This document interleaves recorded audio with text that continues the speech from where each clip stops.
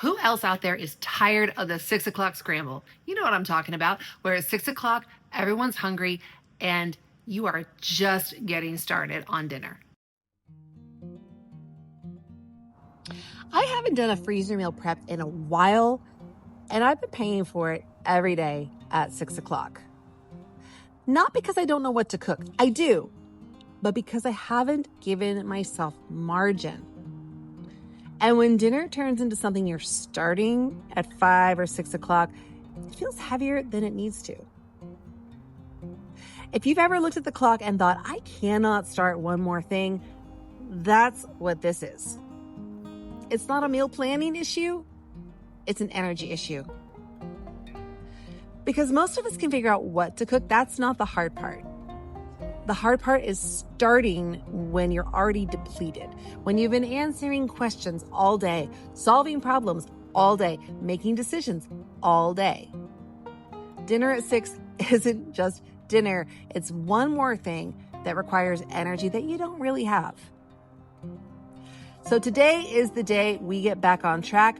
I'm working from the winter freezer meal guide from This Crafty Home. I love the way she lays out the meal prep flow. She really kind of removes all decisions. In the full version, she doubles 10 recipes for a full freezer stock up. That's amazing if you have the space and you already know your family loves everything. That's not what this season needs in our house. My freezer is tiny and I'm not storing 20 meals. So today I'm making 8 meals split into 2 sessions, and that's enough to take the pressure off of dinner.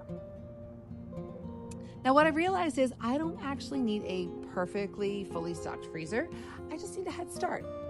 I need something that makes 6 o'clock feel like finishing, not starting.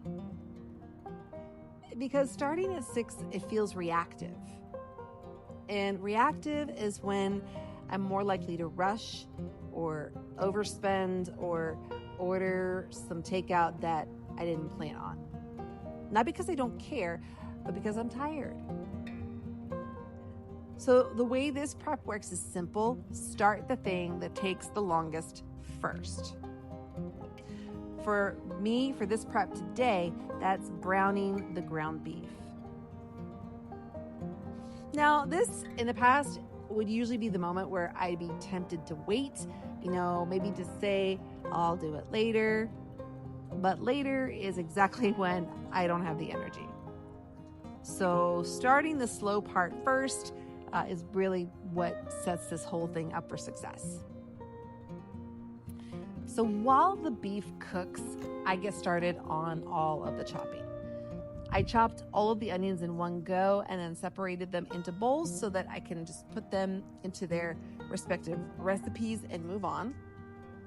It's, it seems small, but it's one of those little micro decisions.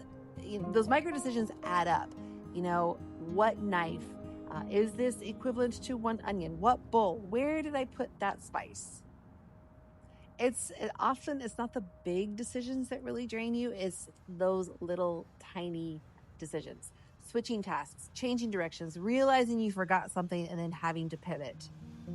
And when that is happening at 6 o'clock, it just, it feels heavier. Earlier in the day, it feels more manageable. Once the vegetables are ready, it just becomes kind of like an assembly line. So vegetables first, then canned ingredients, then spices. Oh, and here's a little trick that I discovered this time. By doing this in front of my spice cabinet, I could actually just put everything away right after I used it. The order in which you add everything matters because once you're in dump and seal mode, you can stop overthinking, because once everything is prepped, this isn't really cooking. It's more just kind of like assembling, and assembling is a lot faster than decision making. So you're not asking what should we have for dinner each night. You're just grabbing a bag and getting started. So here is the honest part. This doesn't save time today. It actually costs time today. And I think that's why freezer prep sometimes falls off the list. It feels heavy, it feels complicated, it doesn't feel urgent in the moment, but the stress that it prevents later absolutely is. So when you have freezer meals ready to go, it removes the 6 o'clock mental spiral. The what are we eating? Do I have to run to the store loop? And that spiral it can get expensive, like not just financially, but also emotionally. So even having 4 meals ready just changes how the week feels, because now there's a buffer. If an afternoon appointment runs long, if homework takes longer than expected, if I'm just done, dinner doesn't fall apart. So it seems like a good spot to break for now. Stay tuned for part 2, where I'm gonna finish what I started. If you'd like to see 5 slow cooker meals that every busy mom needs, I will put a link to that video in the description below. And thanks so much for hanging out with me today. I'll see you over there.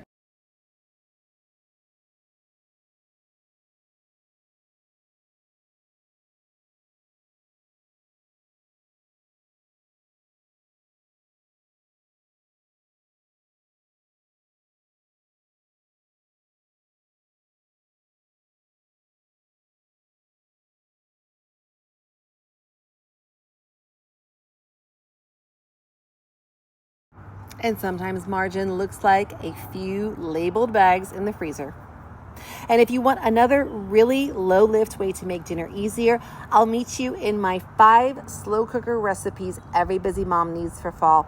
It's another way to get ahead without overcomplicating things. I'll see you over there.